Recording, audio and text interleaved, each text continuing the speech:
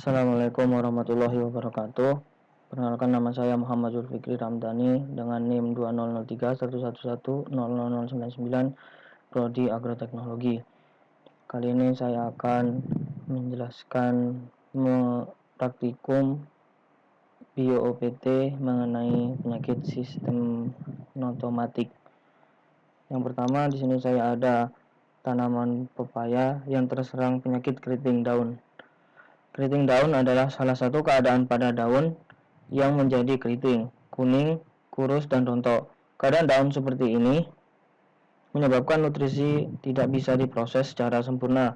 Tanaman tidak dapat bertumbuh lebat, produktivitas tanaman menurun, dan pada kasus terparah bisa terjadi gagal panen.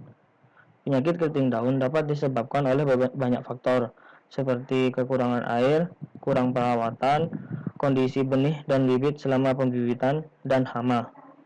Keriting pada daun bisa disebabkan oleh serangan hama atau disebut organisme pengganggu tanaman, yang bukanlah virus, jamur, ataupun bakteri.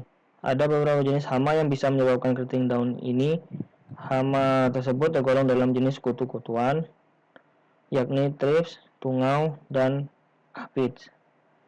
Selanjutnya, saya terdapat daun mangga yang terkena penyakit bercak daun. Bercak daun merupakan salah satu penyakit utama dan terbesar di seluruh negara, termasuk Indonesia. Di Indonesia, penyakit telah tersebar luas, seperti Pulau Jawa, Sumatera, Kalimantan, Sulawesi, Bali, dan Lombok. Gejala tanaman yang terinfeksi cendawan bercak daun ditunjukkan oleh bercak kecil pada daun-daun di bagian bawah.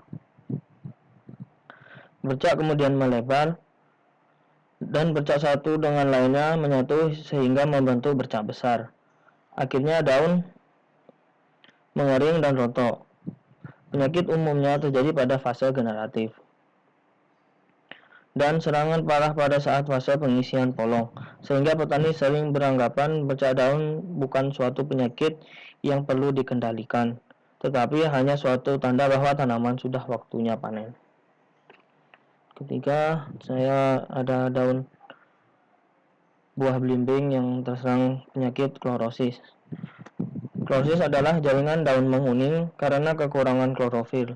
Kemungkinan penyebab klorosis termasuk drainase yang buruk, akarnya rusak, akar dipadatkan, alkalinitas tinggi, dan kekurangan gizi di pabrik. Kekurangan gizi dapat terjadi karena ada jumlah yang cukup dalam tanah, atau kurang nutrisi tidak tersedia karena pH tinggi, atau nutrisi tidak dapat diserap akar karena terluka atau pertumbuhan akar miskin, dan kekurangan unsur yang sangat perlu, yaitu unsur Zn.